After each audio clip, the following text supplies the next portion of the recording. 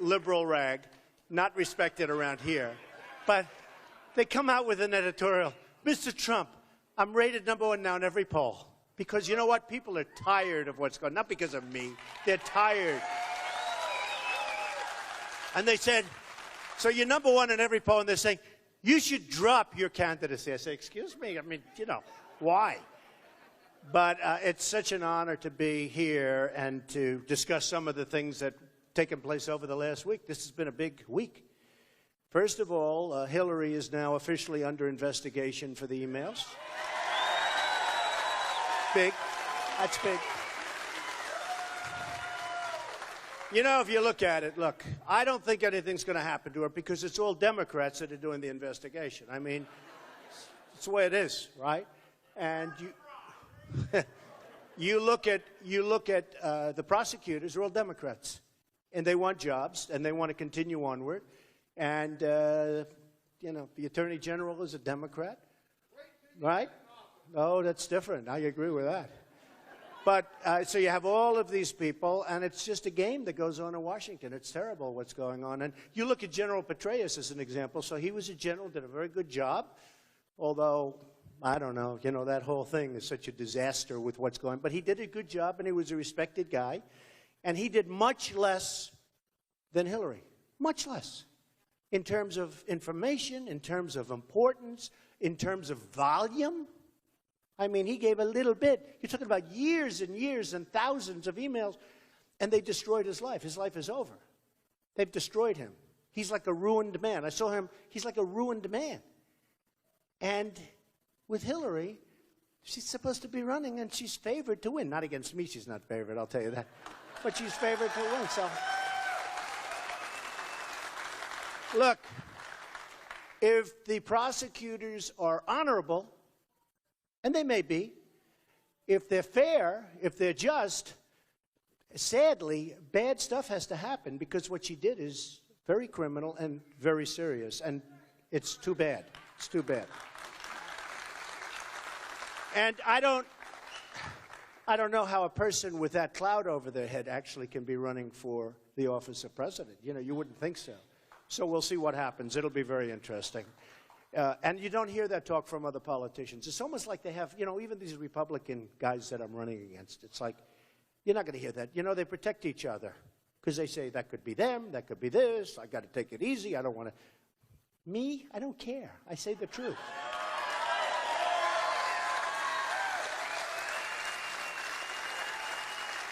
So, I went to Laredo, and my wife came home and she was crying. And I said to myself, why are you crying? You made it home, you made it safely from the border. She was crying, tears were coming down her face because she thought it was so dangerous. And I said to myself, she either really loves me a lot or she's got a pretty good line of stuff going, okay? But it was a little bit, you know, scary going over the border. And while I was there, and by the way, I have to tell you, the mayor, Pete, great guy, really great guy. And he's a Democrat, but he's a great guy. And they gave us such good treatment. The law enforcement there is unbelievable, including the Border Patrol. You know, they were told, as I was in the air from Washington, don't be there for Trump, don't be there for Trump. They're the ones that invited me, the Border Patrol. They're incredible people. And they were told in that area, which you'd call local, but there are hundreds, there are actually thousands of Border Patrol guys and women, tremendous people, like the people I just met outside, some of the law enforcement people, the sheriff, some of these people are great. I'm not going to mess with them. It's true. No, I looked at some of these people outside, I said, you know what? Nobody's messing with me today, not with them. But when I went there, I saw, you know, the mayor. Couldn't have been nicer. I saw the city manager, Jesus, great guy. And they gave me a whole big tour of a lot of different things. And the Border Patrol people were told not to be there from Washington. They were told from Washington. I wonder who told them. I wonder. But they said, don't be there. And, you know, by the end of the trip, many, many Border Patrol people came to see me anyway. I mean, they actually disobeyed orders. And I actually made a third stop that wasn't anticipated right by the airport. And I spoke to law enforcement and a lot of the Border Patrol. The reason they wanted me to be there, it's pretty simple. Especially down in the valley, it's really dangerous. It's really, really dangerous. This is the border. Remember I made the statement about Mexico is sending, and people are coming, and everybody says, oh, what a horrible thing. Well, now I have journalists calling me up. I have people calling me up saying, we apologize. I was right. And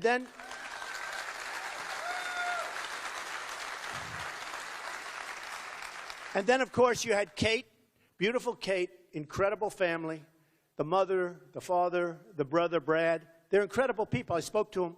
And you have these people, and they are living in hell. They lost this incredible person, shot, as you know the story very well, shot by an illegal immigrant that came over. I don't know if he was forced over or he came over 5 times. And then the 5th time was disastrous for a family and for a country, frankly. And Jamil, the football player, young boy, incredible father, Jamil Shaw, who I got to know, unbelievable kid. And he was coming home. He was walking home from the deli, a few minutes away from the house. And his father tells the story. I mean, everybody, even the reporters. I knew some hard veteran reporters, and there's tears coming down their eyes. We had a conference in California a couple of weeks ago with 6 families who lost their children to illegal immigrants. It's a big problem, such a big problem. And nobody wants to talk about it. Such a big problem. In the case of Jamil, applying to Stanford, excellent player, good student, incredible parents and father, who I got to know the father really well. And he was 5 minutes away, and this guy just walks up to him and shoots him. And after he's down, he takes a gun and shoots him again. And he didn't do anything. In fact, he called his father. He calls his father affectionately, like my kids. He said, old man, he used to call him old man, I'll be home in about 4 minutes. And right after that, a minute later, the father heard a shot. And he said, oh, no, that can't be. And his son was laying there, shot by an animal that shouldn't have been in this country. And people coming across the border are coming from many places, not just Mexico. I mean, they're coming from many places. And, they tried to put a Mexico thing. I love the Mexican people. I have thousands of people over the years, thousands of people from Mexico, from all over, Hispanics that work for me. They're incredible people. They work hard. They're great people. And Mexico is a country I respect. And I've said this. The problem is that their leaders are too smart, too cunning. They're just better. They negotiate better. They're tougher. They're much smarter than our leaders. Our leaders are dummies. They don't know what's happening. It's true. No, they're incompetent. They're incompetent.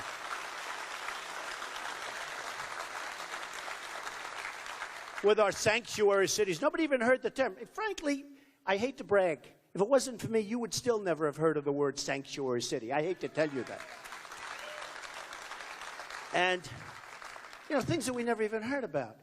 And what's happening is there's a movement going on, folks. There's a movement going on, and it's a very strong movement.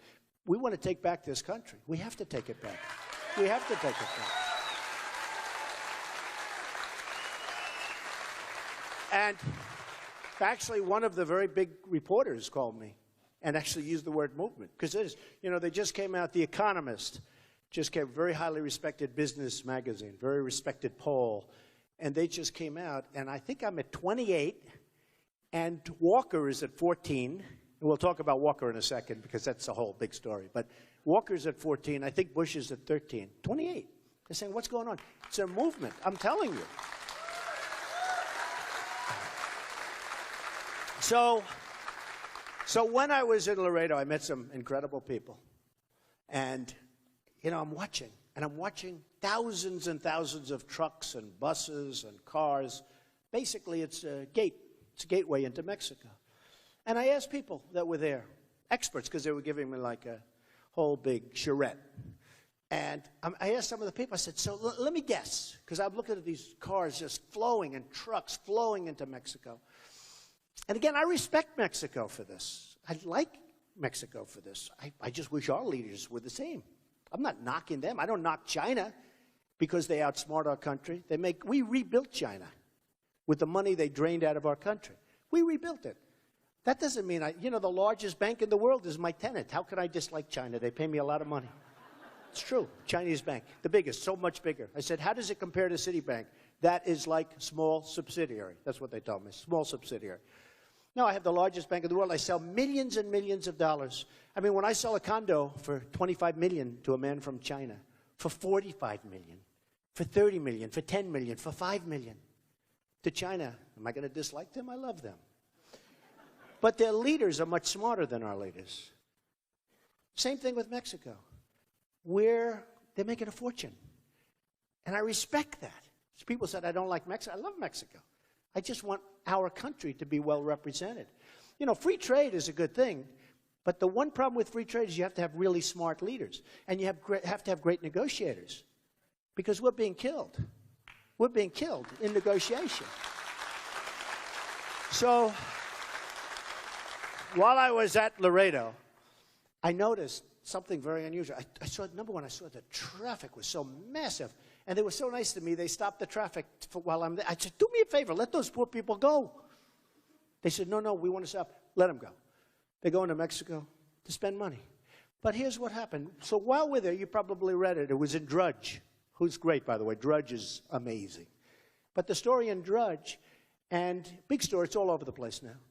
Guys swimming across, and big bags of stuff, it's drugs, swimming across the river, right? Swimming right across. And they put the drugs, and actually the camera crew, or the reporters, were petrified because they thought they were going to be killed.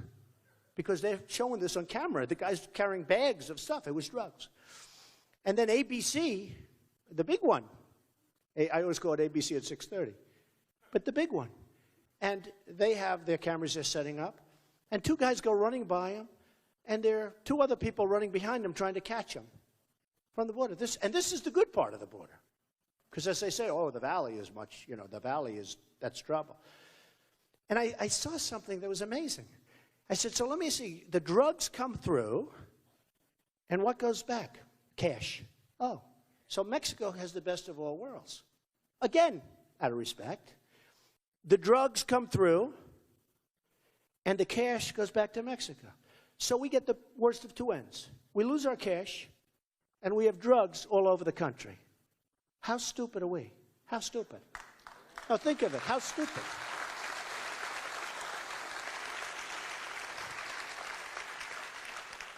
So that wouldn't happen with me. Believe me, that won't happen with me. And we have, sometimes you say, and it was a great experience for me. I mean, I told the pilots, I said, fly a little bit away from the border, please. Just, fly a little bit inland. But it's a whole scary thing. When you're afraid to walk into your own country, you're pretty bad. Hard to believe. You don't have that problem in Iowa, in all fairness. But it's pretty rough out there. But think of it. So the drugs come in. We get the drugs, bad stuff. The cash goes out, bad. So we get it by. So it's got to be straightened out. We need a border. It's got to be strong. Combination of walls, combinations of fence, combinations of great border patrol. These people are great. The reason they wanted to meet me is because they wanted to explain how bad it was. That's all. They didn't like the way I look. They liked what I said. And many of the families that testified last week before Congress, whose children were killed, I was so honored by it, more honored than just about anything I've done. They said if it weren't for Donald Trump, nobody would even know how serious this problem is. I was so honored. Almost all of them said.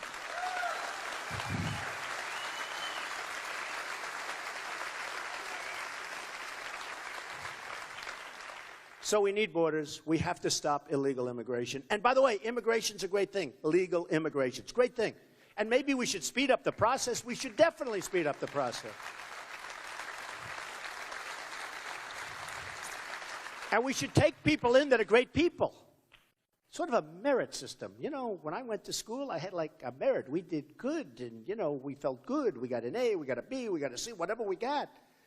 But we don't have anything. We just have people flowing in and staying. And in some cases, they're not people that Mexico wants. Because they say, why should we take these people that are rough? Why should we take the certain people that are rough and put them in our prisons when the extremely dumb politicians in the United States will put them in their prisons, or worse, we'll not put them in prison at all. We'll let them just roam around shooting people and killing people. Okay?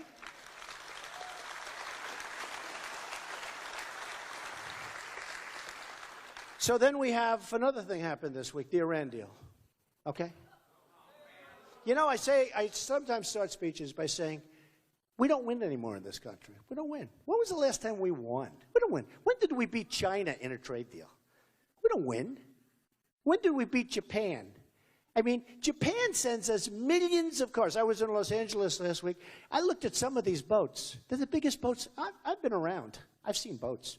They're the biggest boats I've ever seen. They're sending us millions of cars. We send them, in all due respect, wheat. Okay? Not a good trade. I love wheat. It's wonderful. But I'd rather be sending the cars than the wheat. Does that make sense to you folks? We send them cattle, and in many cases, as you know, you've been reading, they won't take our cattle because the farmers don't want it. They're always fighting to get it in. And yet they drop millions and millions of cars.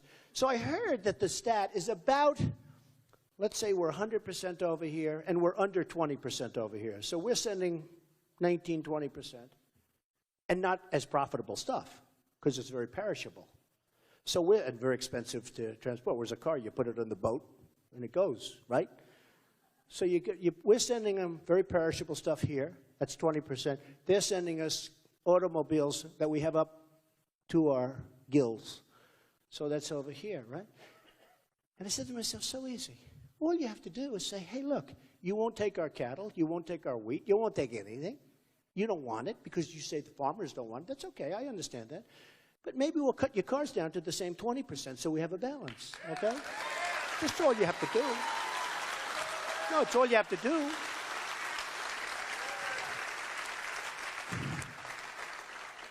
And if you think that Hillary or Jeb or Scott Walker, in all fairness, will be able to negotiate with Japan, you're wrong. You're wrong. It just doesn't happen. You know, it's like, why is Jack Nicklaus a great golfer? He can't even explain it. Nobody knows, really. Why? It just is. Got something in your gut. Why are the great baseball players great? Why do they hit? They asked Babe Ruth. He had more home runs one year than the entire league. It's pretty good, right? And people would go up to Babe Ruth and they'd say, Babe, how do you hit the long ball? And he'd say, I don't know, man. I just swing at it. It's called talent. Talent. Well, you know, a business person, a good one, like me, but a good one, and some of the people in the audience, by the way, and you know what I'm talking about.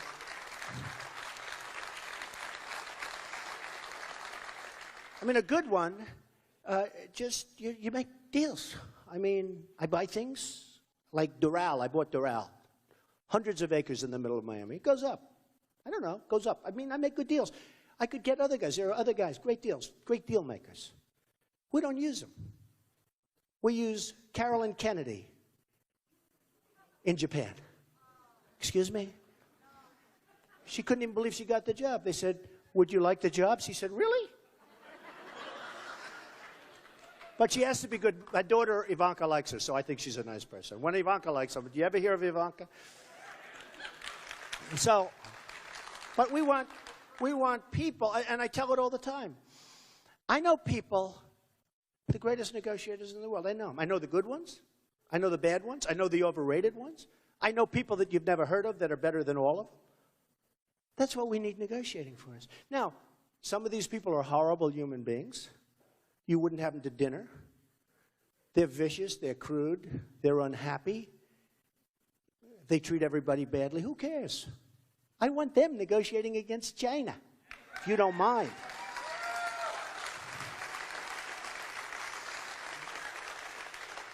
I mean, there's so many. You take a Carl Icahn, it's a friend of mine. He'd be great. I'll say, Carl, take China. We're going to do very well. Okay, that's the end. I don't even have to say do this or do that. You take Henry Kravis, you take Schwarzman, there's so many. And they're great. But we don't use them. We use people that are donors. We use people that are friendly with the lobbyists. And it's a big problem. For instance, I read where Jeb Bush raised over $100 million. Now, if you think that those people giving him all that money aren't getting a lot, you're wrong. And not always in favor of the United States. You have China, you have countries that have lobbyists. You actually have countries that have lobbyists so they can make good deals. That's why everybody makes good deals. And here's the beauty of me. I couldn't care less. I hire the lobby. I know these guys. No, I mean, I know them.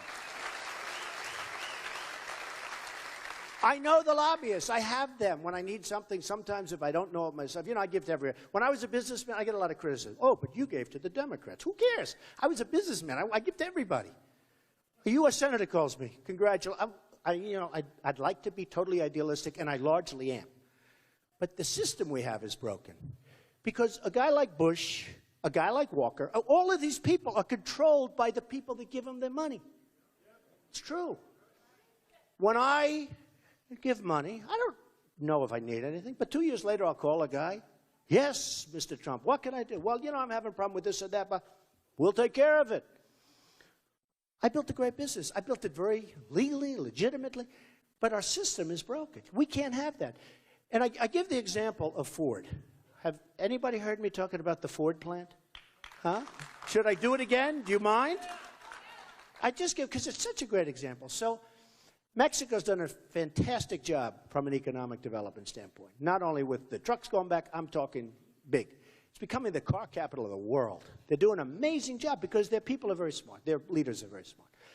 And Ford announced that they're going to move a lot of their workers out of this country, but in particular, they're going to build one plant, $2.5 billion. You ever see? Hey, in Iowa, $2.5 billion, that would build a plant bigger than any field you have. Is that right? $2.5 billion. I said, wait a minute, you mean $2.5 million, right? They said, no, $2.5 billion. Okay, it is, $2.5 billion. So they're going to build this plant to make cars. And these cars are going to be sold all over, but they're going to come into the United States. No tax, no nothing. What means you're going to close up in Michigan, you're going to close up another place, you're going to build this massive plant. And I said, so what would I do if I'm President Trump? It would be very easy. I wouldn't even call any of the people I told you about. I don't have to call Carl Icahn. I don't have to call anybody.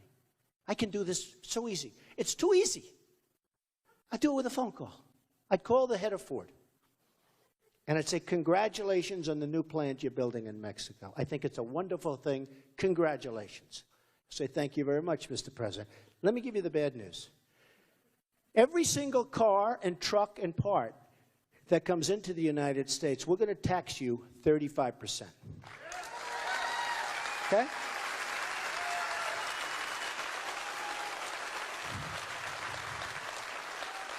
Now, here's what's going to happen. He's going to say, Mr. President, you can't do that, Mr. President. I don't care about him. I care about the country. I care about the country. So he's going to say, you can't do this. You just can't do this. It's too late. We saw it. It's okay. Good luck. Build your plant. I don't care, but you're not going to rip off this country. You're just not going to do it. We want jobs in the United States. So 100%. This isn't like 99.9%. This is 100%. Here's what's going to happen. He'll call me back probably that afternoon. But he may play tough and call me the next day. Does that make sense? Right? He may want to be tough. In the meantime, I will have been called by different people in Washington, some of whom I know. But they don't give me any money. I don't care about them. I couldn't care less. I couldn't care less. And many of them work for me. They work for me. And they'll say, Mr. President, you know, what you did with Ford is really not good. I mean, they've been a wonderful thing. You know, there's no way. I went to the Wharton School of Finance. I was a really good student. I know that ain't good for the United States, right? So there's, you know, all of this stuff. I'll say, look, I want it here. And the next day I'll get a call from the head of Ford. He'll give me one more pitch. And he'll say, Mr. President, we've decided not to build that plant there. We're going to build it in the United States. That's what's going to happen. That's what's going to happen. Now, let me explain something. That's 100%. I mean, my only question is, will it be that day or the following day? Okay? That's what happens, 100%. And I would make my own phone call. I'd check ethics, first of all, but I guess I can't be guilty of anything if I'm not doing, like, I don't know, you know, with this crazy laws now, you can be guilty if you do something that's good for the United States. You know, it's a little bit tough. So I'll check ethics. I may have to have somebody else make the call, but I'll probably be able to make it myself. I have good lawyers. So what happens, I said to myself, okay, that's me. I say, got to move back. Sorry, I don't mind. The lobbyists see me, the donors see me, everybody sees me. I say, I don't need your money. I never took any of your money. You have no control. Bye-bye. Now, here's what happens with President Walker, whose state, by the way, is a disaster, but I won't say that. Here's what happens, and I'll talk to you about that in a second. Something happened today which was not nice. Or President Bush, or President Hillary Clinton, if she makes it. No. Well, it's all the same, to be honest with you. It's a system. It's all the same. So they may be, I mean, these aren't stupid people. So they probably know that building a $2.5 billion plant in Mexico is not exactly the best thing that can happen to us. So they may even say, let's stop that. They will be bombarded by their lobbyists that donated a lot of money to them. Again, Jeb raised $107 million so far. Okay? They're not putting that money up because it's like a wonderful charity. Although it is a charity, but not for this country, for other countries. They're putting that money. So their lobbyists, their special interests, and their donors will start calling President Bush, President Clinton, President Walker, pretty much whoever is president, other than me. And they'll say, you have to do it. They gave you $1 million to your campaign, and this one gave you $5 million, and this one, you have to do it. You know what he's going to say? Okay, I'll do it. And the plant will be built in Mexico, and we just launched lots of plants all over our country. Okay? That's what's going to happen. And folks, this isn't like maybe. It's 100%. This is 100%. And then the same thing happens in China. Japan is back. You know, they have a really good leader, smart, cutting the hell out of the yen, making it impossible for us to compete. People are ordering Komatsu tractors now instead of Caterpillar tractors. Japan is back, big league, big league. You people know, you are in the farm business, you know what I'm talking about. They're big league ordering stuff made in Japan because they've so cut their currency, they've devalued their currency so quickly. Now, China is an A student on currency devaluation.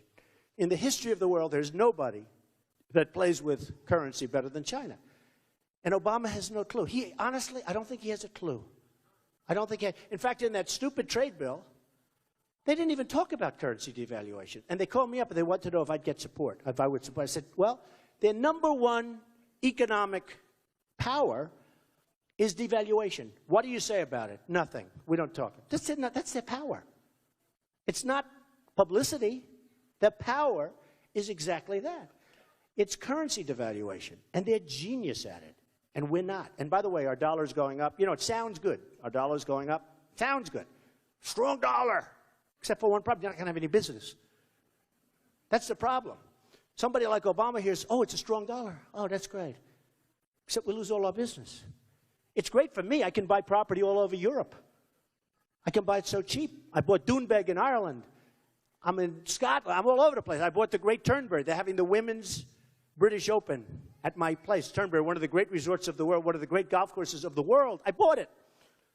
I bought it. And you know what? Here's the problem.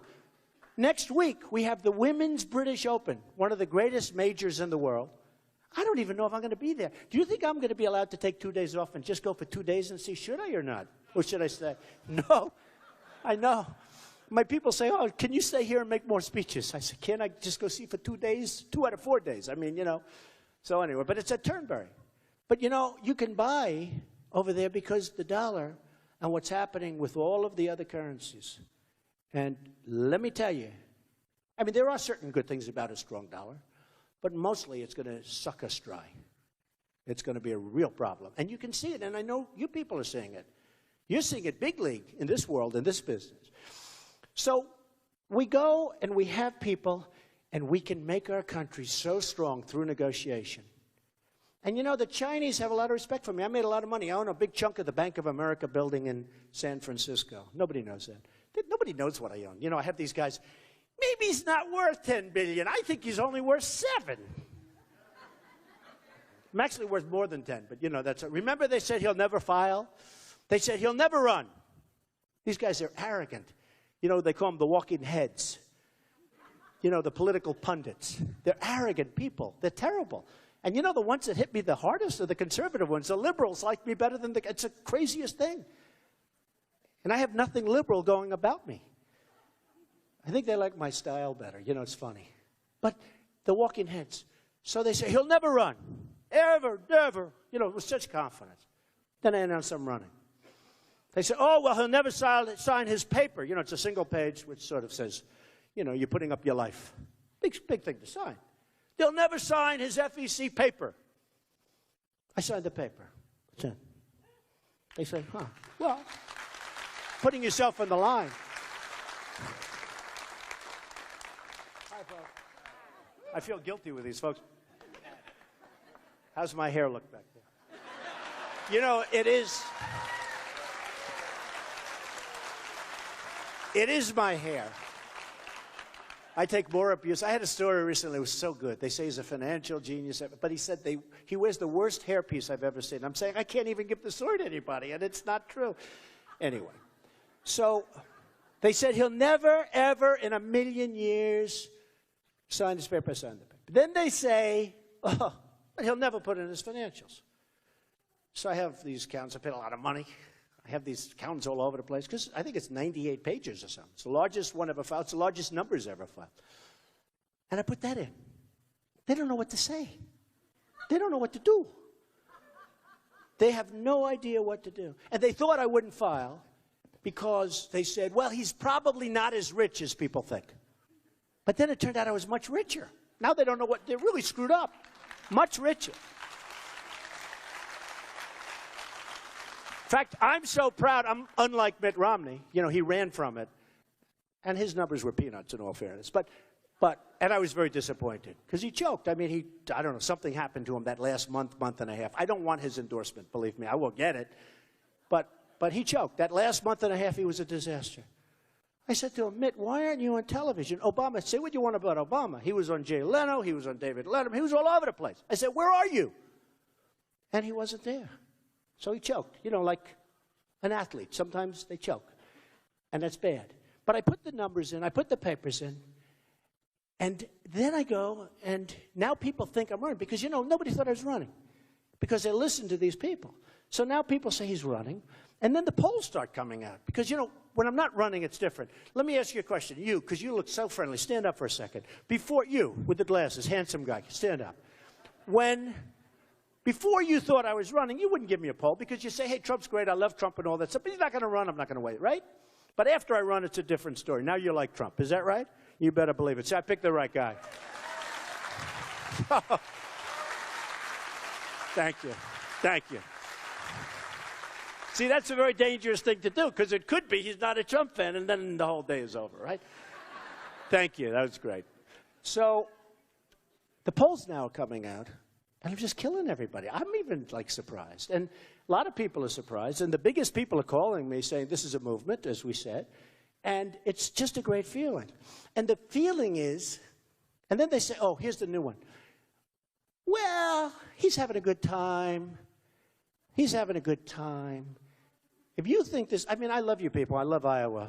But it's hot as hell in this room. I'm sweating like a dog.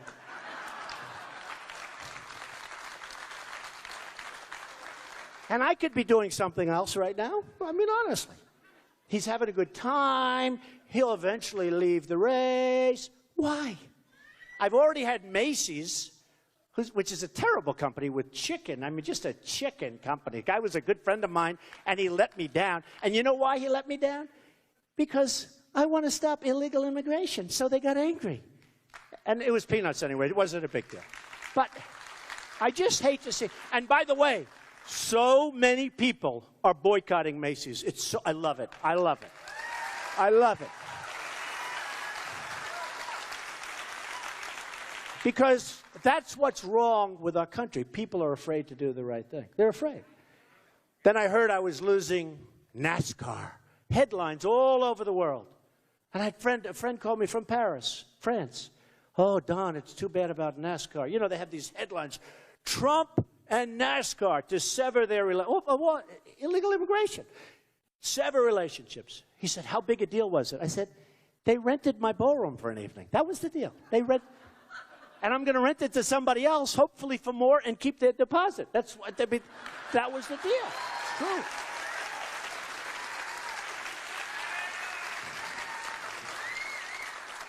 Then the next day, headlines all over the world. You saw it.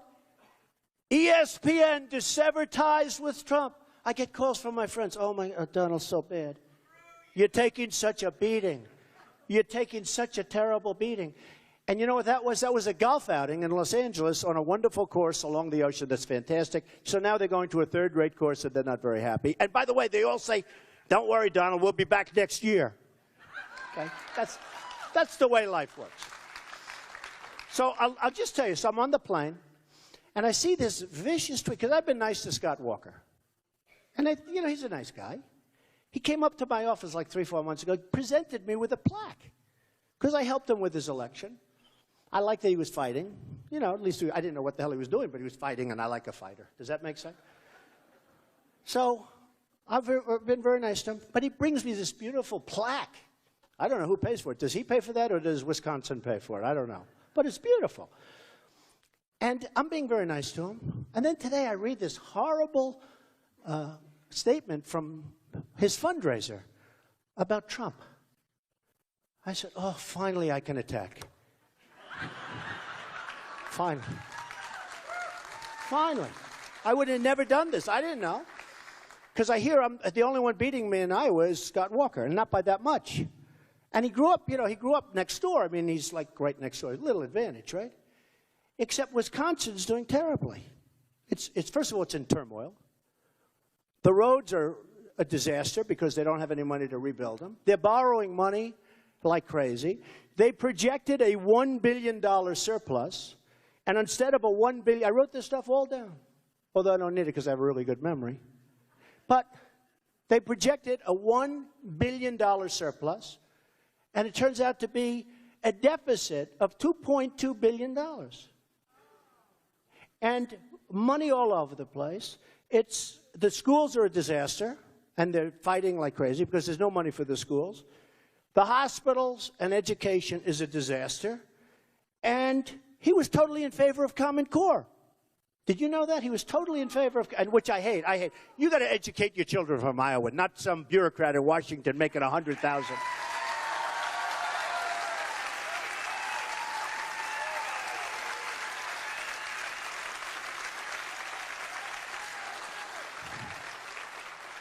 I mean, there's something that to me I don't get. I mean, Bush is totally in favor of Common Core.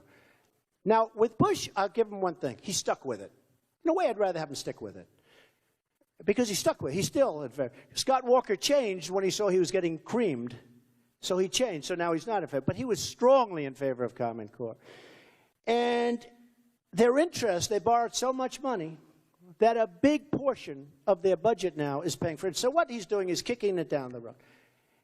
And he's the only guy that's ahead of me, and I can't believe I'm in second place. I'm in second place to Iowa, but he is next door. But folks, will you please put me in first place so I feel better?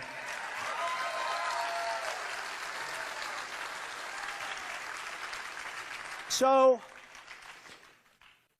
we had the illegal immigration, and last week it became heavy, heavy, heavy with our incompetent leaders in Washington. I hate to use the word leader because they're not leaders. Our competent politicians in Washington. And it really turned into a battle for the veterans, because nobody fights harder for the veterans than me. I built, with a small group, the Vietnam Memorial in Manhattan, believe me. And I got a lot of credit for it. And I put up the money. So, years ago, and I tell this story, I put up a lot of money and worked hard with a very good small group of people. And we built the Vietnam Memorial because they would never treat it properly, especially from Vietnam. They would never treat it properly. And I'm not so innocent or anything, but I felt this is something I can do. This is my wheelhouse. This is what I do. I'm good at that. I'm good at money, and I'm good at building things, right? Does that make sense? I might not be a great soldier. I don't know. Maybe I would. Maybe I wouldn't. But I'll tell you, I am good at this. And we built this gorgeous, and I've done many things like that. Woolman skating rink in Central Park, so many different things.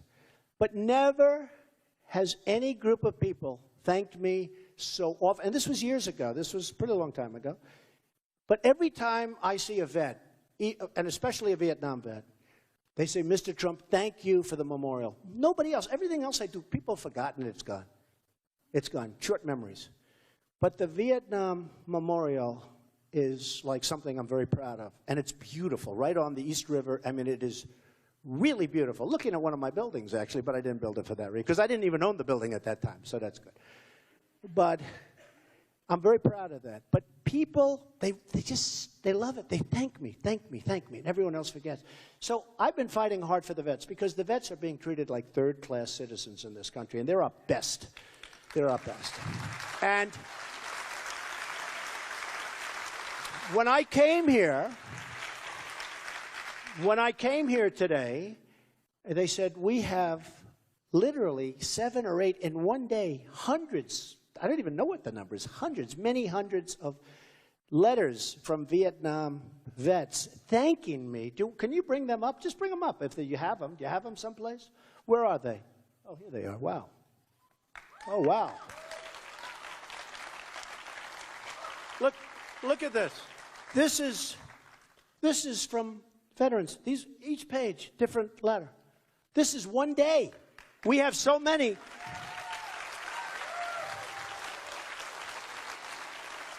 And each one, it's amazing. Each one is a separate page. Each one of these letters, this is one day. This took place over the last 2 weeks. I've been fighting like hell. And each one of these is a story about what a disaster the Veterans Administration is. It is the most corrupt group of people in all of Washington. And the politicians in Washington are dishonest and or incompetent. But there is nothing like worse that happens to our vets. And, I mean, I could show you back, because back in the office, we actually have now offices in Iowa. We have a great group of people. Great group. Chuck is here someplace, and Steph, and we have great people. But, you know, they said that back in the office, you can multiply this times 10. By times 10. This is less than a day. So, and these are letters of horrible stories and horrible complaints. The waiting list, as of last Wednesday, was longer than a waiting list has ever been in the history of the VA. The waiting list to see a doctor. Okay? I mean, who can do better than Trump? I fix things. I get things to work. I manage.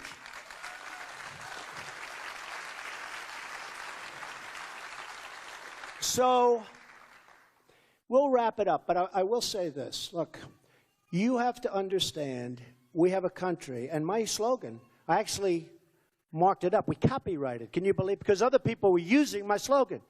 They see, by the way, I get the biggest crowds. I get the biggest standing ovations. Everybody knows it. The press never reports it. And the press doesn't understand that there's a room like this in another part of the building where it's packed also, with its closed circuit. You people did better with real estate than they did, but that's okay, because I'm going over to see them right after this to say hello, but they're hearing what we're saying.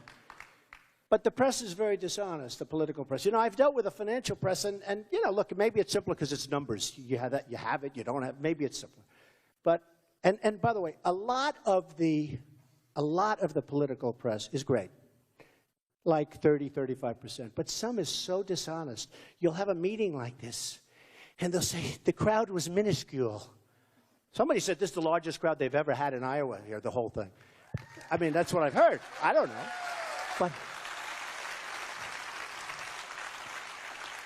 they'll say, Mr. Trump spoke in front of a crowd. You know, record crowds, Mr. Trump spoke in front of a crowd.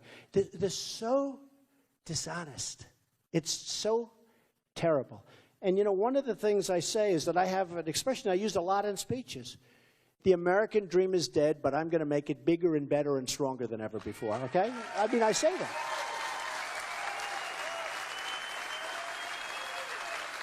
I say that. And I say it a lot. The American dream is dead, and I'm going to make it bigger and better and stronger than ever before. So I go home, I see my wife. And, you know, all my speeches are live. It's like live on CNN, live on Fox. It's live. How would you like to do this? You're always live on television. And if you make one little mistake, they'll say, oh, it's terrible. I'm on live. Everyone else, they don't even have cameras. You know, the other candidates, they come, there's no cameras. With me, I'm on live. My wife called up, darling, you're live all over the world. I say, oh, that's great. That makes me feel great. But you know what? I could do without it. I could do without it. So I say that. The American dream is dead. Going to make it bigger, better. Okay. So she said, darling, that was terrible what you said today. What? You said the American dream is dead. I said, no, but I'm going to make it. No, you didn't say that. You should have said that. So I say, turn it on. You know, the TiVo stuff, right? I say, turn it on. Let me see. And it has me, the American dream is dead. Click, end, next subject. And I go, whoa. That's bad, right? No, I go like, man, that's terrible. She was upset with me. She said, why didn't you say it properly? I said, I did. So they have the American, because you know how bad a statement that is? So the people in the room loved it. But the people on television didn't get to hear it. But make America great again. So I actually copyrighted it because I'm using that a lot. And I think it's a great statement. I think it's a great statement.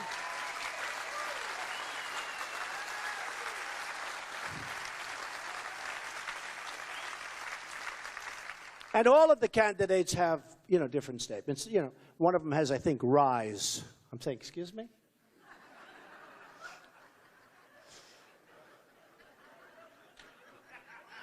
Whose is that? Whose is rise? They have rise. Whose is that? Who came up with rise? That's not a good one. Probably paid $1 million to some guy, you know, to come up with that one. No, but I love it, so I copyrighted. So I actually won the copyright. I got a copy. I didn't even know I could do that. Good lawyers. I'm very good with contracts. Don't you want that? Don't you want that? You know, a woman got up, because I actually think I'm a nice guy. I love people. I have lots of fun in life. I've been great at what I do. I've had big success. Hey, went to the best school. I was a good student. I got out. I built a fortune. I had a book, The Art of the Deal, which everybody read probably, right? Oh, it's right there. Look at them. But it was I guess the #1 selling business book of all time. I do the show called The Apprentice. It becomes a big hit. Let's see how well it does without Trump. You know, I told NBC I'm not doing it. They were angry at me. They came to my office, the head people from NBC and Comcast, just before I announced. They came to my office to see if I would not announce. Would I do The Apprentice? And you know, it's big. It's a lot of money. Hey, did you see? I put down $213 million. That's what I made from The Apprentice. And you had some clowns on top. There's no way. And then I said, I'll tell you what, I'll bet a year's salary, your salary, not my salary, because if they made a mistake, I would. If you're right, I'll pay you a year's salary. If you're wrong, we'll split it. You'll do it the other way, right? So then they found out I was right. I'm right. So 230. So when I do, you know, when I say I'm not doing it, Mark Burnett called me. Good guy. He did The Apprentice, Survivor, you know. He said, Donald, you're turning down an extension. Nobody turned. Let me tell you, what I'm giving up, not only there, but what I'm giving up in deals that I'm not doing, it's, you know, somebody said, oh, how much will the campaign cost? That's peanuts compared to what I'm giving up. That's peanuts. The campaign is my smallest cost. I'm doing it to make America great again.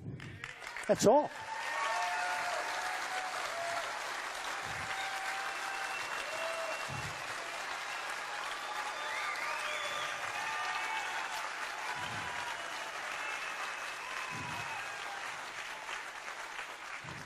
So what happened is a number of people started using that phrase. And we actually, can you believe this? I sent them legal letters. You know, they were saying, but they don't say it like I do. They say, we'll make America great again. Everyone says, just another politician. It's not going to happen. We will make deals that are so good with foreign countries. Remember this. We're being drained. We're being fleeced. We're being fleeced. The Iran deal, 24 days to go in. Think of that.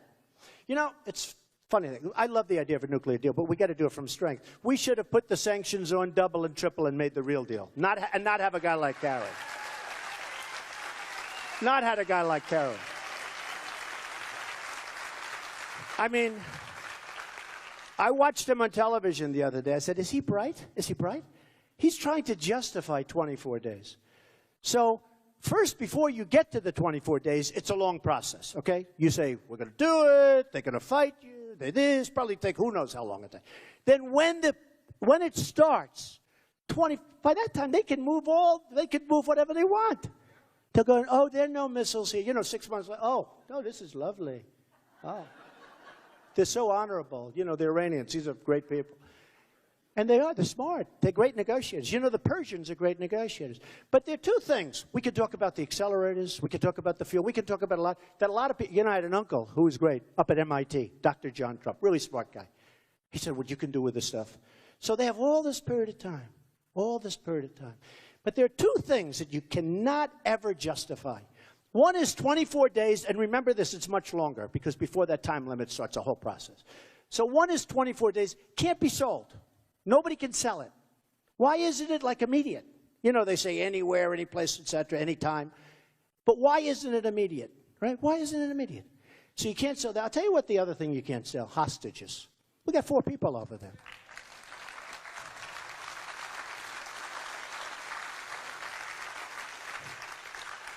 And I guess you could say the third thing is $150 billion that we give them. So they are going to be, I mean, if they were a stock, I would buy so much of Iran right now. I would. Do you saw how good I did with picking stocks? You see that? All those stocks went up, I think, 48 out of 50. I was very good, even though it's not even my business. I don't do stocks for the most part. But I just looked, and I said, you know what? It's like, let's do some of this. And I was proud to do it. In fact, I sold them because I wanted people to see. And they saw. I had a great record. What was it, like 47 out of 52 or 51? Went up. Well, if I were a stock picker, if I were a country picker, you got to pick Iran. Because what we have done is we have made them a tremendous power, an extraordinarily rich country. Think of it. We're giving them $150 billion and much more. They're going to end up with nuclear. You're going to start a nuclear revolution. People are going to, you wait till you see what happens now with other countries. Israel is devastated, as they should be. Israel has been hurt. I mean, I don't get it. I have friends of mine that are Jewish that contribute to Obama. And I say, and smart people, I say, what are you doing? What are you doing? It doesn't make sense. I don't understand it. But Israel is going to be, I mean, this is a real problem for Israel, and it's a real problem for us. And then you see today, I don't know, did you see the picture of Obama with a gun to his head? It was a caricature of Obama, where the supreme leader, I see on NBC the other day, they said, the supreme leader, he's not my supreme leader, don't call him the supreme leader. It's a great term. That's like a term that Trump would use, supreme leader, that's great. He's not my supreme leader, so don't use that term. Say the leader of Iran. Don't say the supreme, they say the supreme leader. And he said today or yesterday, big thing in the papers. It says, don't mess with us. Don't mess with us. And you know, the chief negotiator, who I watched on television, and as soon as I saw him, I said, this guy Kerry cannot deal with him. Cannot deal with him. It's a different level. It's like the New England Patriots playing my high school football team. No, that's what it's like. That's what it's like. And you can't deal with him. And you have to, I mean, it's so devastating to see what happened. But the 3 things, the money, okay. And then the other 2 things. 24 days, and why don't we get? So they said about the prisoners, this, I mean it. They said we didn't want to talk about the prisoners because it would complicate the negotiations. Think of this. You know what it is? Fellas, we want our prisoners back before we start. Give them back. They'll give it. If you have the right messenger, there are people in this room who could do it good. There are people here. I would do it great. You walk in, fellas, before we start. This should have been done before we start, not at the end. Should have been done before. This should have been done.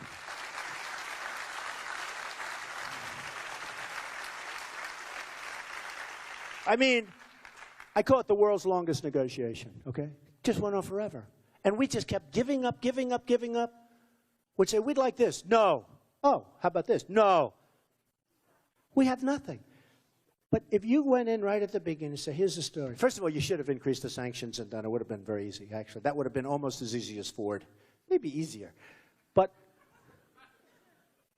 you say right at the beginning, fellas, no women in the room, sadly. They haven't figured that one out, that the women are smarter than the men, but that's okay. They'll figure it out. In about 150 years, they'll figure it out. You say, fellas, you don't want them, you don't need them. We need them up here. It'll be good for the deal. Let the prisoners out right now, please. Let them out. Come on. They'll do it. We don't even ask. And then I see Kerry and Obama on television the other day saying it was too complicated. Too complicated. And yet, according to certain papers, a couple of years ago, we gave them a nuclear scientist. Does anyone even know that? We gave them a nuclear scientist, right? It's hard to believe how incompetent our country is run. So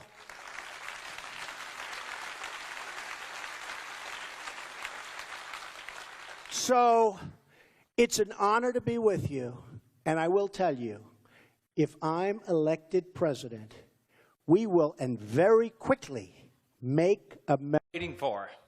Now let's give a big Palmetto State welcome to the next President of the United States, Donald Trump.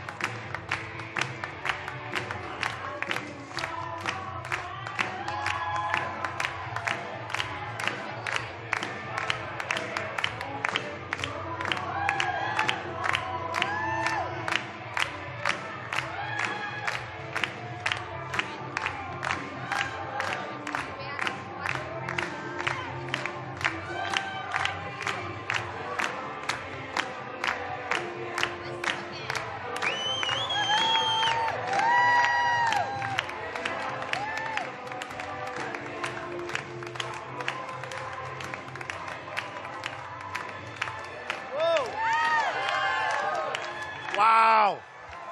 Wow. Wow. Thank you. It's been a very interesting 3 weeks, I will tell you. Somebody was on one of the shows, they were calling it incoming. It's incoming. And we certainly have had a lot of it. And I think we've turned it to our advantage because it started with my opening remarks when I said I'm going to run for president because we want to make this country great again. We have to make our country great again. And I made a statement and I read a speech. Actually, I didn't read. I don't use teleprompters. I don't like that. Too easy. Other people use teleprompters. Maybe when you run for president, you shouldn't be allowed to use a teleprompter because you find out what you're getting. Does that make sense? And very interestingly, we made a speech, got great reviews, fantastic reviews, and everybody thought it was a wonderful speech, wonderful opening. And then about a week later, they said, oh, they took a statement and they dissected it. And they cut out a few words, and they said this, and all of a sudden, and it was very interesting. And what that sort of transformed into was the word illegal immigrants. And we brought something up that wasn't even discussed by anybody. Democrat, Republican, wasn't discussed. The problem that we're having in this country, it's a tremendous problem with the border and border security and lack of border security and illegal immigrants. It's a huge problem, and now everybody's talking about it, and they're saying I was right, and people that were criticizing me 2 weeks ago are calling me, and they're saying, off the record, Mr. Trump, you were right. And even reporters, a couple of them called, and they sort of don't. I said, would you go on the record? No, no, no, we don't want to do that. But we're getting great credit. And then last week, as you know, we had a tremendous rally, 15,000 people in Phoenix, Arizona, and it was unbelievable. And they really came for a reason, and it was illegal immigration They're being decimated. They want it stopped. I want people to come into the country, but they have to do it through the legal process.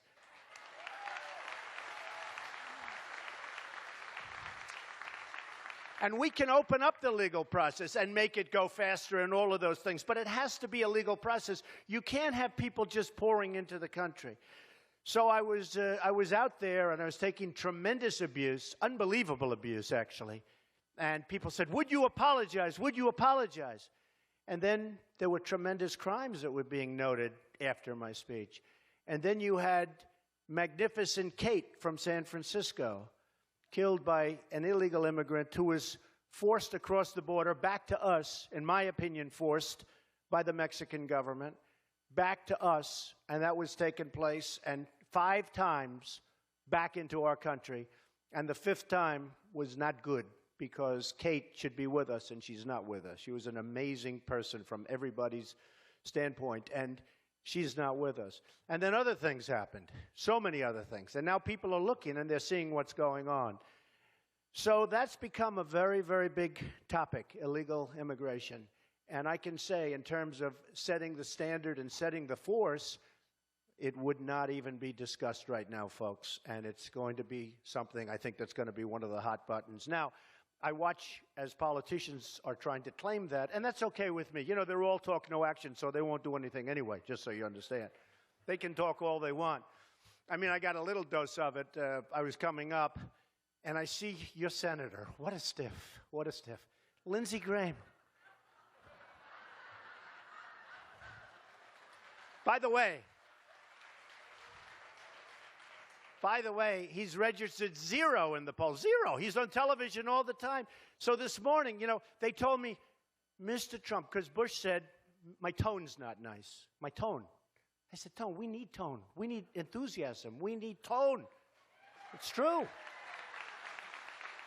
But they said, and actually Hillary Clinton said, I don't like his tone. We got people having their heads cut off, Christians, in the Middle East.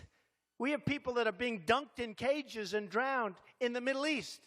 We have border security that doesn't exist, and it's not because of our incredible border folks. I mean, they can do the job, and we can build a wall. And by the way, Mexico can pay for the wall, just so you understand. You know, all of these guys say, oh, they'll never pay. Of course they'll pay. If you have the right guy negotiating that, they'll pay. They're making a fortune. And I have a lot of respect for Mexico, by the way. A lot of people said, oh, he doesn't like, I love Mexico.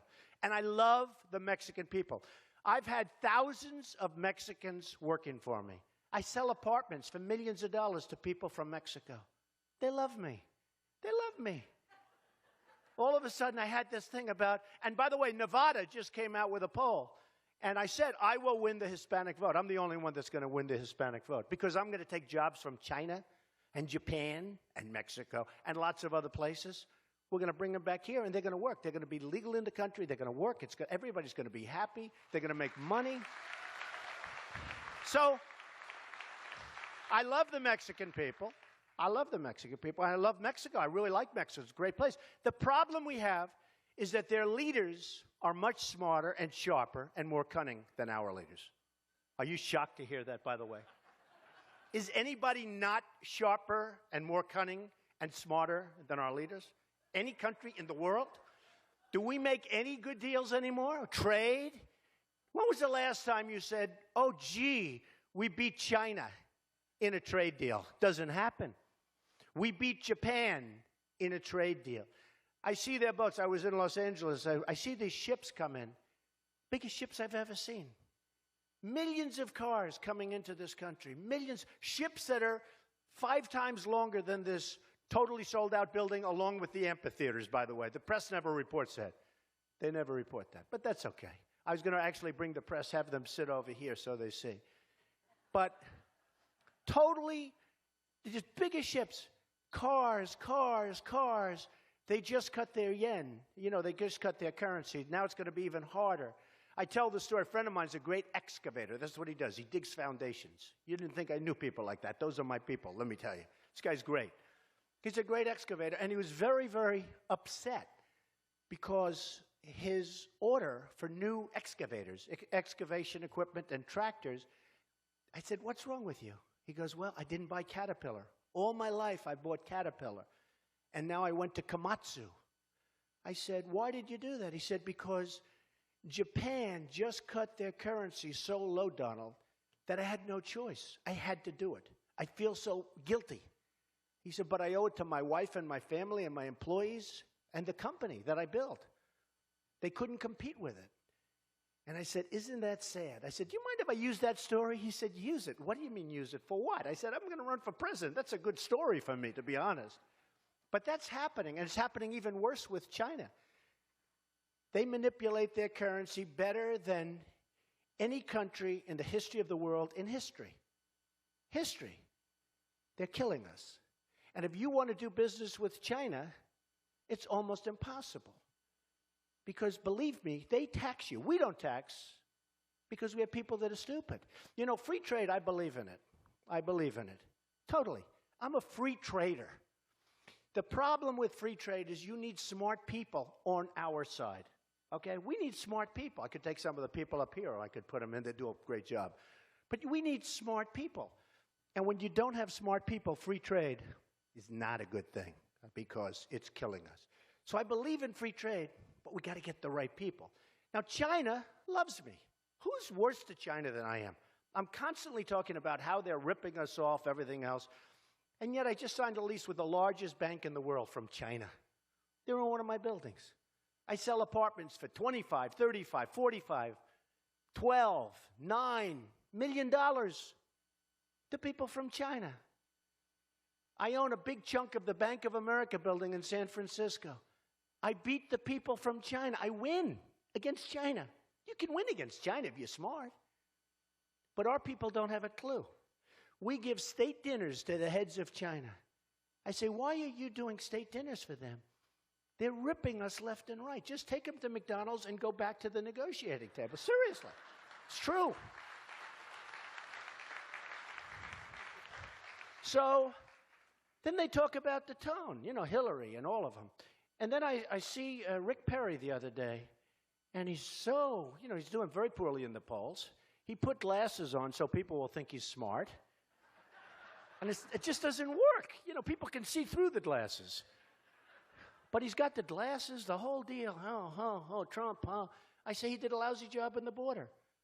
You know, the new governor, Governor Abbott, has put in things that should have been put in a long time ago. But I see him, he's so vicious. You know, he used to be really a nice guy. He used to come to see me for contributions and support. All of a sudden, he wants to show he's a tough guy with Trump. So tough.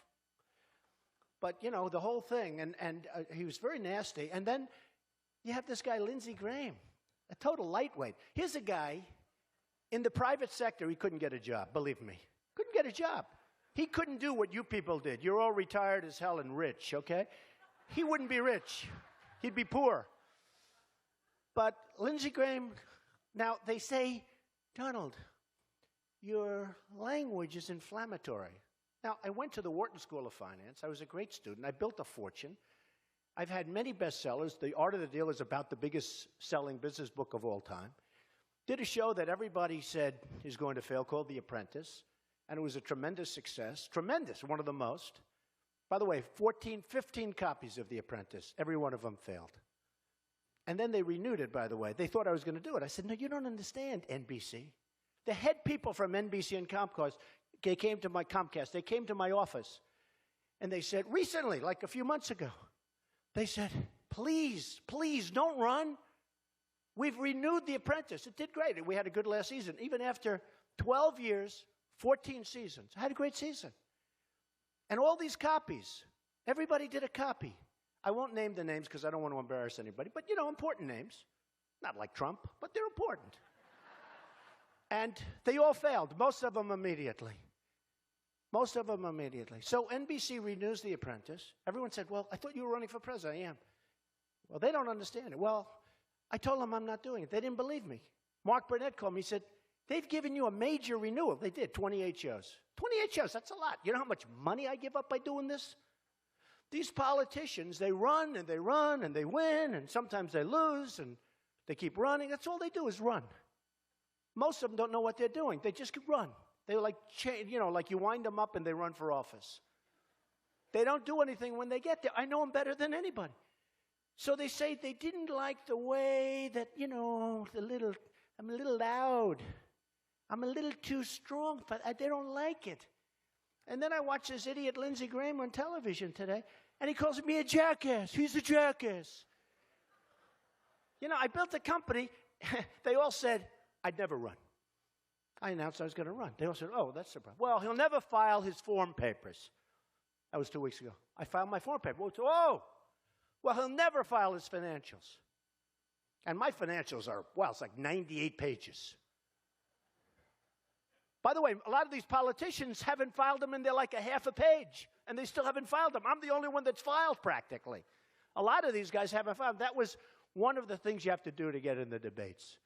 So everyone figured, oh, we'll keep Trump out of the debates because he'll never file his financials. Because he doesn't want to see, he doesn't want people to see that maybe he's not as wealthy as people thought. Well, it turned out I'm much wealthier than people thought. I built a great company. I wanted to file. If for no other reason, I'm a private company. It's like I can't tell you how rich you are or how rich you are. You know, you got a lot of money, I guess, but who the hell knows? Nobody knows how rich I am. So now I had to file. So it's over $10 billion, hundreds of millions of dollars a year, and I made $213 million, filed, certified. On The Apprentice, can you imagine? They paid me $213 million. So you know what that means when I give up The Apprentice to run, to help you people straighten out this mess that everybody's created, that the politicians and Obama have created? I mean, it's very expensive, and it's very everything, and I don't care. And when I say about the $10 billion, it's much more than that, but that's okay. I wanted to be conservative. When I say about the $10 billion, I'm not doing that to brag. Who cares? Who cares? If you have $1 billion, you can live very nicely. I'm only kidding. Who cares? What I'm saying is that's the mindset that we need as a country. We need to take back our jobs from China and other places. We need to make great deals with other countries. Saudi Arabia, I like the Saudis. They're very nice. I make a lot of money with them. They buy all sorts of my stuff, all kinds of toys from Trump. They pay me millions and hundreds of millions. But you know what? They make $1 billion a day, folks. And whenever they're in trouble, our military takes care. You know, we get nothing. South Korea, crazy is right? Who said that? Stand up. Stand up. He said it's crazy. It's true. It's true. It's crazy. They make $1 billion a day, and you know. And by the way, Yemen, the war that Obama thought he won. Remember a year ago? Oh, Yemen, great. Oh, it's over. It's over. Well, about 2 weeks later, it was gone. They took all our equipment. They took all our trucks. Think of this. We make 2,300 Humvees, armor-plated, the most incredible. A shot's fired, and the guys we gave him to are allies. You know, our allies. They run. One shot goes in the air. They run. So the enemy takes over 2,300 Humvees. Now, when I saw the number, I said, no. 2 or 3, you mean, not 2,000. You mean they took over 2 or 3? No. 2,300 armor-plated Humvees. Better than what we have. They were the best. The enemy has them. We have such stupid leadership. And if you think that with Yemen, you take a look at that border with Saudi Arabia, if you think they're stopping at Yemen, they don't want Yemen. They want the oil. They're going to go. That'll be next. Just like I predicted Iraq was a disaster. I'm the only one that said don't do Iraq. If you look at Reuters, July of 2004, headline, Trump said don't do Iraq. And I'm the most militaristic person ever. I will not only do great things for our vets, and I will take care of our vets. Our vets are treated like third-class citizens.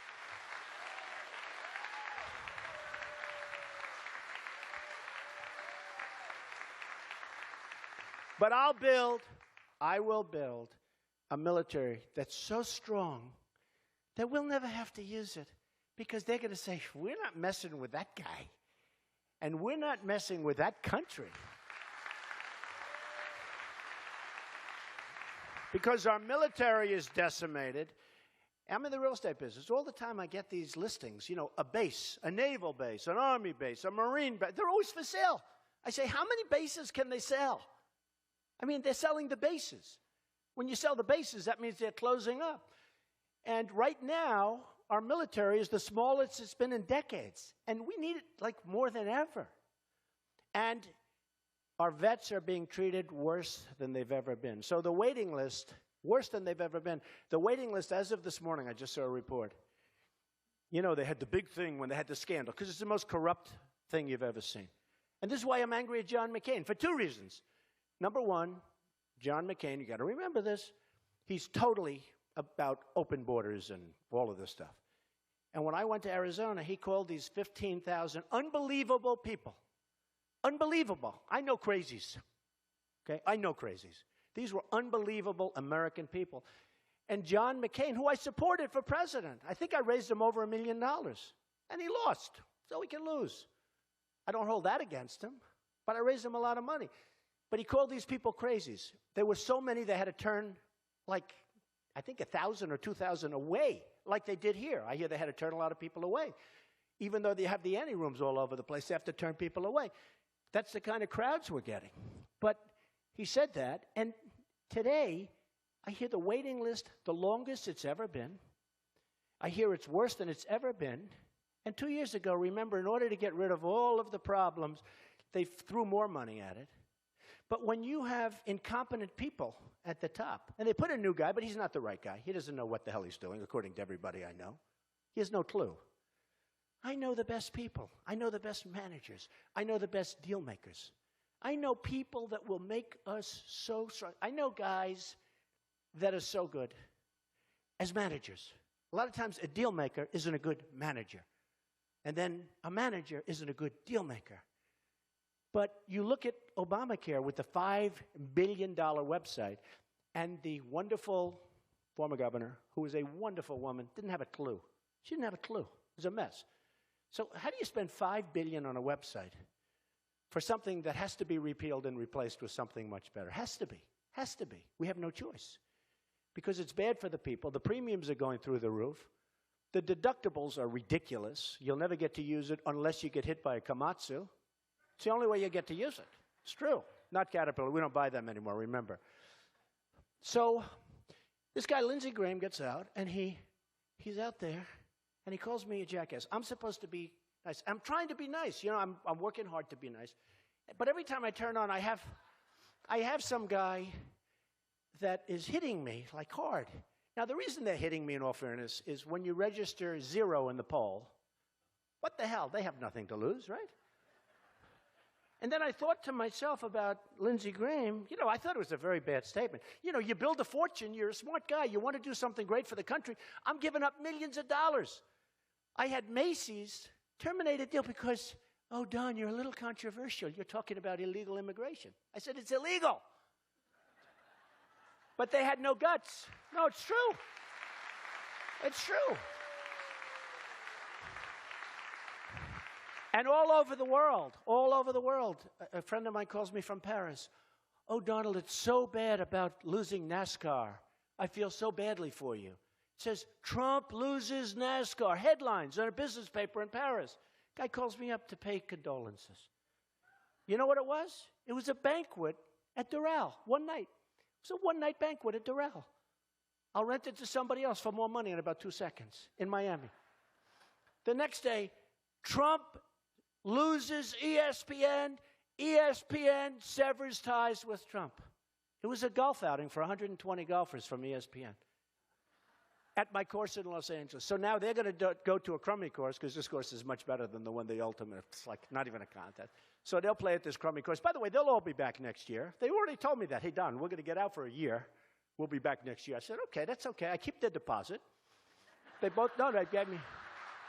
No, 100%. 100%. I keep their deposit, and I rent it, so I get 2 for the price of 1. We know what that feeling is. But, you know, all over the place. But it's still a lot of money. Then I sued Univision and NBC. That's going to be easy. I mean, the whole thing is, like, ridiculous. So I give up a lot. But this guy, Lindsey Graham, so he calls me a jackass this morning. And I said to myself, you know, it's amazing. He doesn't seem like a very bright guy. Okay? He actually probably seems to me not as bright, honestly, as Rick Perry. I think Rick Perry probably is smarter than Lindsey Graham, but what do I know? Actually, I said about Rick Perry that he said, I shouldn't be debating because my spirit is wrong for America. Okay, all I want to do is make us rich, save your Social Security, stop having everyone rip us off, and I have bad spirit, right? So he said he shouldn't be allowed on the debate stage. I said to myself, he shouldn't. And then I tweeted, I have many millions between Facebook and Twitter. It's great. It's like owning a newspaper without the losses. It's incredible. Incredible. So I tweeted that Rick Perry should have to have an IQ test before getting on the debate stage. And people said that was tough. But today I got called a jackass by this guy. And then I said to myself, hey, didn't this guy call me like 4 years ago? Yes. He called me 4 years ago, 4 years ago. Lindsey Graham. I didn't even know who he was. He goes, Mr. Trump, this is Senator Lindsey Graham. I wonder if it would be possible for you to call Fox. Because, until I ran, I had that little thing which I do just for fun. Fox and Friends are so great. Brian and Steve and Elizabeth. They're great people, right?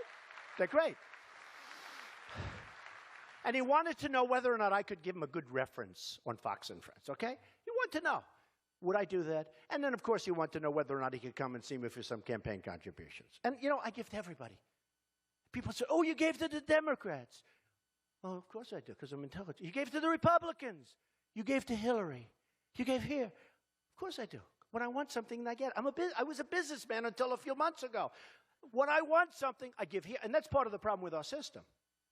Until a couple of months ago, I could have anything, believe me. If a Republican wants, I give.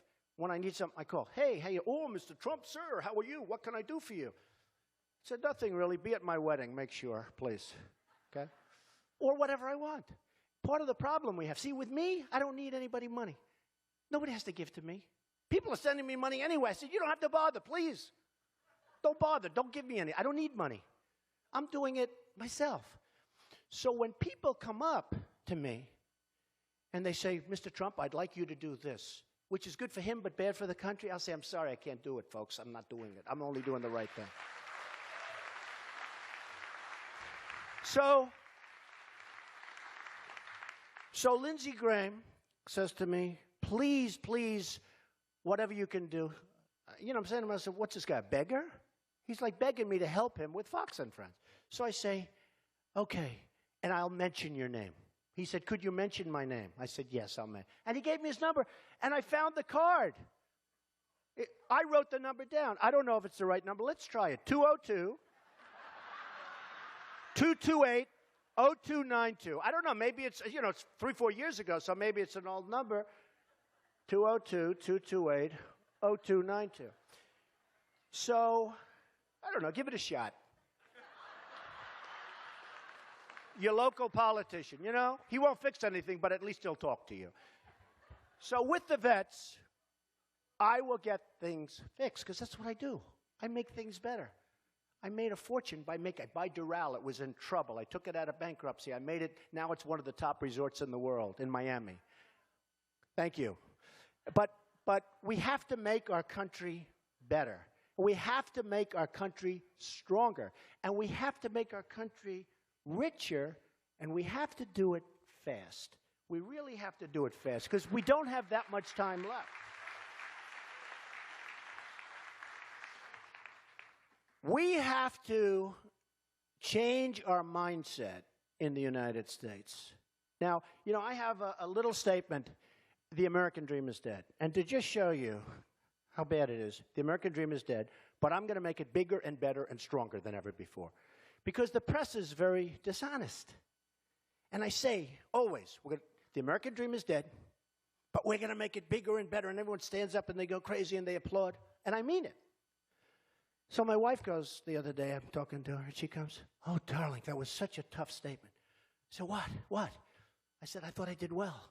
And they turn it on. They have, on television, TiVo, they have, the American dream is dead. Cut. That's the end. That's a terrible statement.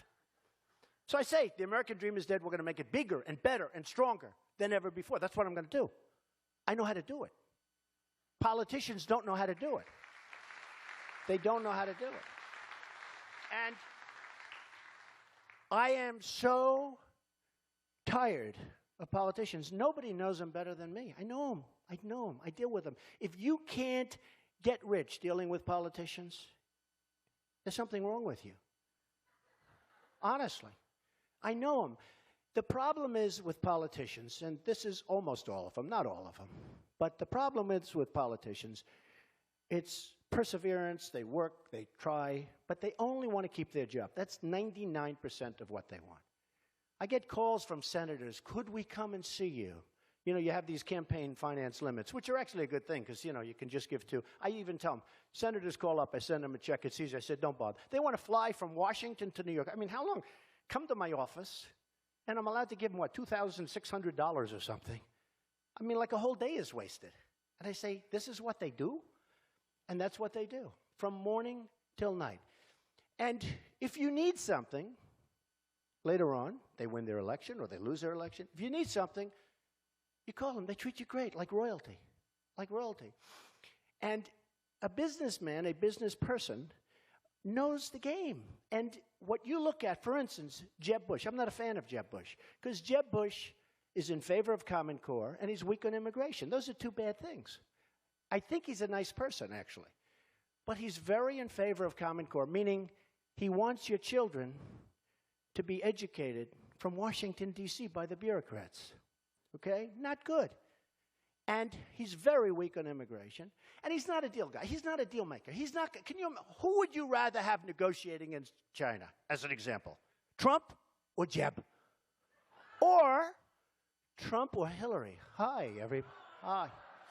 Okay? Hillary. She's another one with the tone. Isn't it amazing? They both said tone the same day. It was about the tone, but they both said it the same day. So I am very excited about this. It's a very interesting situation that's taken place. We had a poll come out yesterday, the Washington Post poll with ABC, and it showed that I had an 11-point lead. That's faster than scheduled. You know, that's faster than scheduled. I mean, that's the good news. The bad news, it drives people crazy. And I don't really know why, because all I want to do is make our country great again. You know, it's like, aren't we all on the same track? Whether you're a liberal, a Democrat, a conservative, a Republican, or all of them, I mean, aren't we like sort of all on the same track? You want to make our country great. I know people that are Democrats that love our country. I know people that are liberals, believe it or not, that love our country. And if I can make phenomenal deals with China, which I will, believe me. The best negotiators in the world, I know everyone. I know the bad ones, the good ones, the overrated ones, the ones you never heard of that are better than all of the ones you read about. I know them all. I wrote The Art of the Deal, right? We need the art of the deal. We don't have the art of it. They never read it in this administration. They're the only people that didn't read it. But if I can bring wealth in so that we can save your Social Security without cuts, all the Republicans are talking about, we're going to cut, we're going to raise the age, we're going to do this, your Medicare, your Medicaid, and your Social Security.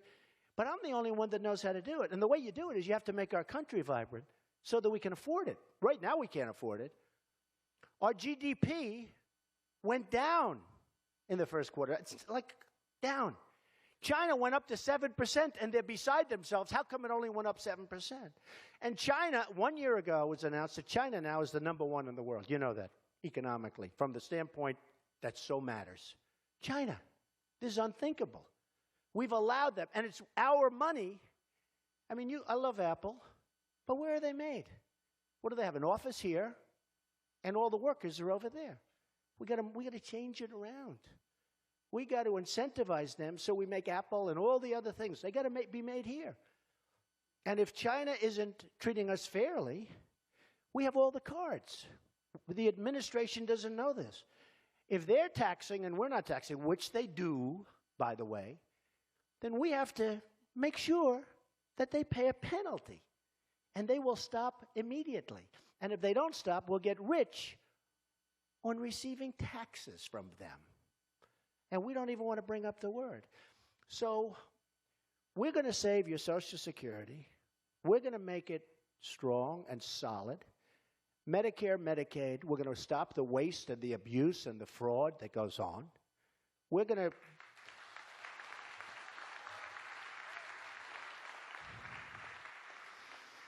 We're going to make proper deals. People mention the Iran deal as an example. What kind of a deal is this? What kind of a deal? I mean, I've seen one-sided deals before. This is like Sergeant Bergdahl. We get a traitor, a no-good, rotten traitor like Bergdahl, and they get 5 killers that they most wanted in the whole world who are right now back on the battlefield trying to kill everybody, including us, okay? What kind of a deal is this? Not good, right? I like that. Stand up. Who did that? I like that. You're right. Lousy. A lousy deal.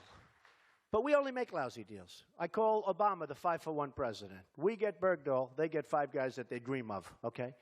And that's the problem. So the Iran deal, anytime, anywhere, we want to be able to inspect. They got 24 days and notice provisions and all. By the time it could be months and months and months, by that time it's gone. But you know what irks me? Look, having nuclear, my uncle was a great professor and scientist and engineer, Dr. John Trump at MIT. Good genes, very good genes, okay? Very smart. The Wharton School of Finance, very good, very smart. You know, if you're a conservative Republican, if I were a liberal, if I ran as a liberal Democrat, they would say I'm one of the smartest people anywhere in the world. It's true. But when you're a conservative Republican, they try, do they do a number? That's why I always thought of, went to Wharton, was a good student, went there, did this, built the, you know, I have to give my credentials all the time because we're at a little disadvantage. But you look at the nuclear deal, the thing that really bothers me, it would have been so easy, and it's not as important as these lives are. Nuclear is so powerful. My uncle explained that to me many, many years ago, the power, and that was 35 years ago. He would explain the power of what's going to happen, and he was right. Who would have thought? But when you look at what's going on with the 4 prisoners, now it used to be 3. Now it's 4. But when it was 3, and even now, I would have said, it's all in the messenger. Fellas, and it is fellas because, you know, they haven't figured that the women are smarter right now than the men, so, you know, it's going to take them about another 150 years. But the Persians are great negotiators. The Iranians are great negotiators. So, and they just killed. They just killed us. This is horrible.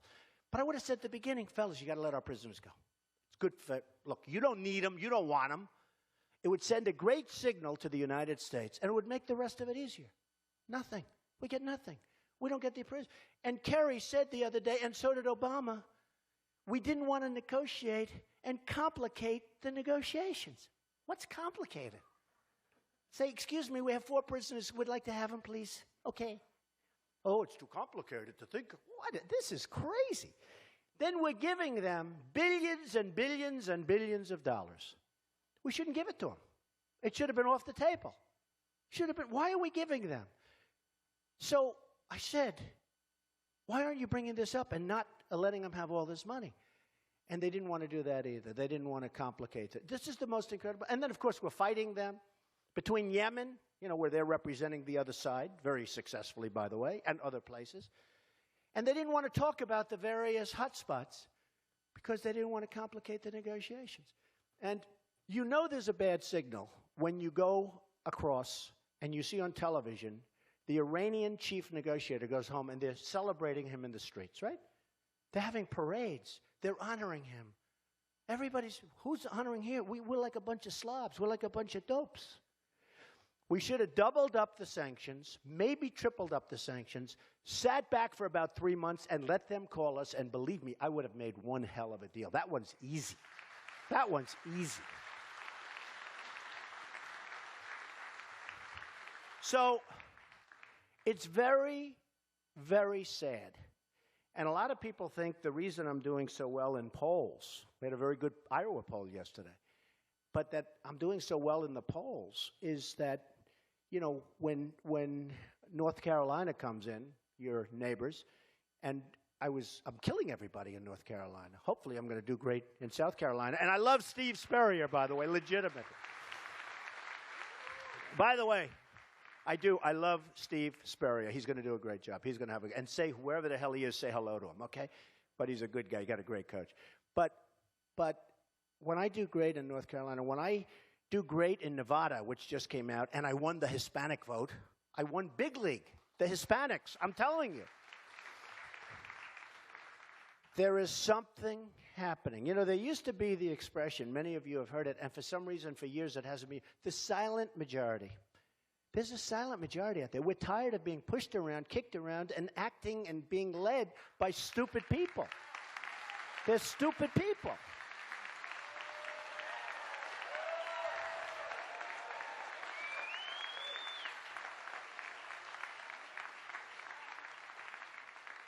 I mean, you have a president who can't just say a few words. Put the flags at half-mast for the 5 Marines that were just killed. Why? Why? Why?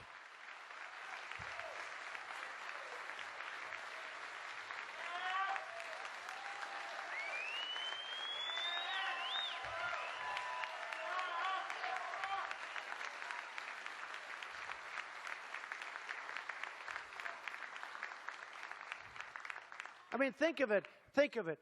How easy. It's almost like, does he read the papers? Does he watch television? Every television, whether it's Fox or CNN or MS, any of them, they're all talking about it like, oh, gee, well, all he has to do is say, you know what, just put them at half-mast for a week. These people were great. They never had a chance. This gun-free zone nonsense, we got to stick up for that Second Amendment. This gun-free zone. These guys never, ever had a chance. And by the way, a couple of them, big, big decorations, decorated, tremendous, unbelievable, young, brilliant people, gone. They never had a chance. A gun-free zone. And they're trained with weapons. It's not like, oh, gee, that's not good. They're trained. These are the best. And they were sitting ducks. They never had a chance because of the stupidity. We have to get rid of that whole gun-free zone nonsense and just stop it.